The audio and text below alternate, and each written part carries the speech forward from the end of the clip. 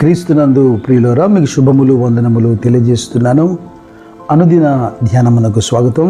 దేవుని మహాకృపను బట్టి ప్రతిదినం లేఖనాల ధ్యానం చేస్తూ వ్యక్తిగత జీవితాలని లేఖనానుసారంగా సరిచేసుకునే కృప దేవుడు మనకి ఇస్తున్నాడు.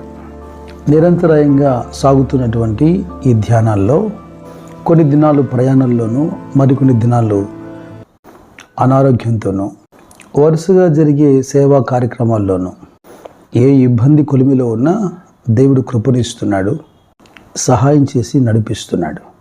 రండి, యెషయా గ్రంథం 37వ అధ్యాయం ధ్యానం చేద్దాం.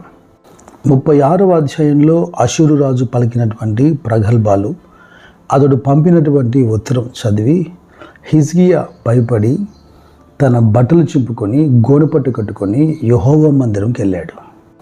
మందిరంలో ఉన్నటువంటి గృహ నిర్వాహకులు ఎలియాకీము, శాస్త్రియకు షబ్న, యాజకులలో పెద్దలను పిలిపించి ఆమోజు కుమారుడు ప్రవక్త అయినటువంటి యెషయా దగ్గరికి వర్తమానం పంపాడు. ప్రవక్త యొద్దకు వెళ్తున్న వారు కూడా తమ వస్త్రాలు చించివేసి గోనెపట్టు కట్టుకొని వెళ్ళి ప్రవక్తతో చెబుతున్నారు, ఈ దినము శ్రమయు శిక్షయు దూషణ గల దినం. బైబిల్లోని కొన్ని అనుభవాలు మనం చూస్తున్నప్పుడు సరాసరిగా మన గురించే రాయబడిందా అన్నట్టుగా ఉంటుంది. ఓవైపున గర్భఫలం ఉందన్న సంతోషం, కానీ కనేదానికి శక్తి లేని బాధ, ఏడుపు. ఈ అంశాలన్నీ రాజు 2వ గ్రంథం 19వ అధ్యాయం అంతా మనం చూస్తాం. అయితే ఇక్కడ ఒక అంశాన్ని ప్రస్తావించాలి, ప్రార్థన. యెషయా గ్రంథం 26వ అధ్యాయం 16వ వచనం అంటుంది, యెహోవా శ్రమలో వారు నిన్ను తలంచుకొనేది, నీ శిక్ష వారి మీద పడినందున వారు విశేషముగా దీన ప్రార్థనలు చేసిరి. కొందరు ప్రార్థనా పరులై నిత్యము ప్రార్థన కొనసాగిస్తుంటారు. మరికొందరు శ్రమలు ఆపదలు కలిగినప్పుడు మాత్రమే యెహోవా యొద్ద విచారిస్తుంటారు. మరికొందరైతే ప్రార్థన విస్మరించి మనుషుల మీదనే, వైద్యుల మీదనే సంపూర్ణంగా ఆధారపడుతూ ఇతరులను దూషిస్తూ తమను తాము దూషించుకుంటూ కొనసాగుతుంటారు. ఇర్మీయా గ్రంథంలో 29వ అధ్యాయంలో 12వ వచనం అంటుంది, మీరు నాకు మొరపెట్టుదురేని, మీరు నాకు ప్రార్థన చేయించు ఒత్తిరేని, నేను మీ మనవి ఆలకింతును.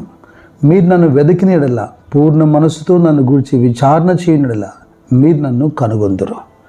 ఇక్కడ ఇట్ మే బీ లేదా ఇఫ్ అనే పదాలకు తావులేదు. ఒకవేళ జవాబిస్తాడేమో, ఒకవేళ ఆలకిస్తాడేమో.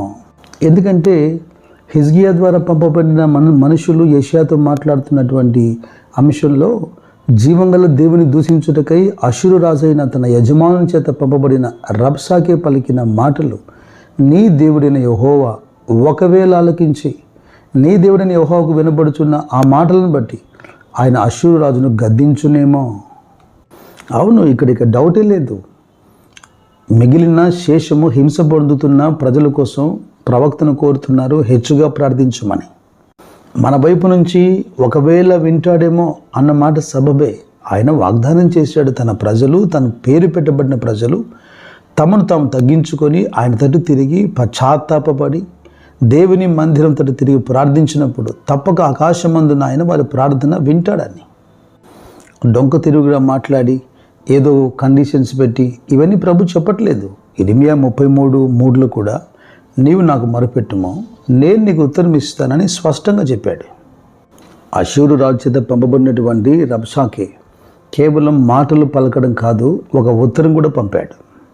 హిజ్కియా received that letter and also హిజ్కియా రిక్వెస్టెడ్ టు గాడ్.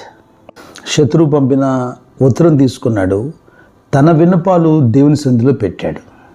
ఈ విషయాలన్నీ యెషయా గ్రంథం 37వ అధ్యాయం 14 నుండి 20 వచనాలు మీరు చూడగలుగుతారు. అయితే దేవుడిస్తున్న వాగ్దానం వినండి. ఇదే గ్రంథంలో యెషయా 43వ అధ్యాయంలో 10-11 వచనాలు నేను మీ కొరకు చదువుతాను. మీరు తెలుసుకొని నన్ను నమ్మి నేనే ఆయనని గ్రహించినట్లు మీరును నేను ఏర్పరచుకున్న నా సేవకుడును నాకు సాక్షులు. నాకు ముందుగా ఏ దేవుడును నిర్మింపబడలేదు, నా తర్వాత ఏ దేవుడు ఉండడు. నేనే యెహోవాను, నేను తప్ప వేరొక రక్షకుడు లేడు. ప్రకటించిన వాడను నేనే, రక్షించువాడను నేనే. కాస్త మనసు పెట్టి ఆయన సన్నిధిలో ధ్యానించి ప్రార్థిస్తే అది గ్రహింపజేస్తాను అని కూడా వాగ్దానం ఇస్తున్నాడు. ఇక రాజైన హిజ్కియా ప్రార్థన వినండి. స్తుతులతో ప్రార్థన ప్రారంభిస్తున్నాడు. దేవా యెహోవా, కెరూబుల మధ్య నివసించు ఇజ్రాయేలు దేవా, భూమి ఆకాశమును కలుగజేసిన అద్వితీయ దేవా, నీవు లోకమందున్న సకల రాజ్యములకు దేవుడై ఉన్నావు. దయచేసి ప్రార్థన ఆలకించమని, కన్నులు పెట్టి దృష్టించమని. వాస్తవంగా అష్షూరు రాజు చిన్నవాడేం కాదు, అనేక దేశాలని జయిస్తూ వచ్చాడు. అయితే ఆ దేశాలు నమ్మింది వారు చేతులతో చేసుకున్న కర్ర రాయి విగ్రహాలు. యెహోవా దేవా, లోకములో ఉండు సమస్త జనులను దేవుడు మనం తెలుసుకున్నట్లుగా మమ్మల్ని అష్షూరు నుండి రక్షించమని ప్రార్థిస్తున్నాడు. అవును, విగ్రహమును చూడగా శిల్పి దాన్ని పోతపోయిను, కంసాలి దాన్ని బంగారు రేకుతో పొదిగిస్తాడు. కావున ఈ దేవుణ్ణి దేంతో పోల్చగలుగుతాం? యెషయా 33:22 అంటుంది, యెహోవా మనకు న్యాయాధిపతి, యెహోవా మన శాసనకర్త, యెహోవా మన రాజు, ఆయన మనల్ని రక్షిస్తాడు. యెహోవాను నామము ధరించిన నీవు మాత్రమే సర్వలోకములో సర్వోన్నతుడవని వారు ఎరుగుదురుగాక. యెషయా ప్రార్థన, హిజ్కియా ప్రార్థన ఆలకించినటువంటి దేవుడు ఒక వాగ్దానం ఇస్తున్నాడు. యెషయా గ్రంథం 37వ అధ్యాయం 33వ వచనం. కాబట్టి అష్షూరు రాజు గురించి యెహోవా సెలవిచ్చిందేమనగా, అతడి పట్టణములోకి రాడు, దాని మీద ఒక బాణమైన ప్రయోగింపడు, ఒక కీడమునైన దాని కనపరచడు, దాని ఎదుట ముట్టడి దిబ్బ కట్టడు. పరలోకము నుండి దేవుడు తన దూతను పంపాడు. యెహోవా దూత బయలుదేరి అష్షూరు వాడి దండుపేటలో 185,000 మందిని మొత్తాడు. ఇక చేయగలిగింది ఏమి లేక అష్షూరు రాజైన సన్హెరీబు వెనుదిరిగి పట్టణానికి వెళ్ళిపోయాడు. అతడు నిసోకు అను తన దేవతా మందిరమందు మ్రొక్కుచుండగా అతని కుమారులైన అద్రమేలకును సెరెజెరును ఖడ్గముతో అతన్ని చంపి అరారోతు దేశంలోనికి తప్పించుకొని పోయిరి. మానవ బలంతో, మానవ శక్తితో దేవునికి వ్యతిరేకంగా ప్రగల్భాలు పలికి తను చచ్చాడు, తన సైన్యాన్ని అనేకులను నాశనం చేసుకున్నాడు. అన్ని పరిస్థితులలో మనం చెప్పాలి, మై రిడీమర్ లివ్స్, నా విమోచకుడు సజీవుడు అని. కృప మీకు తోడైనగాక. God bless you.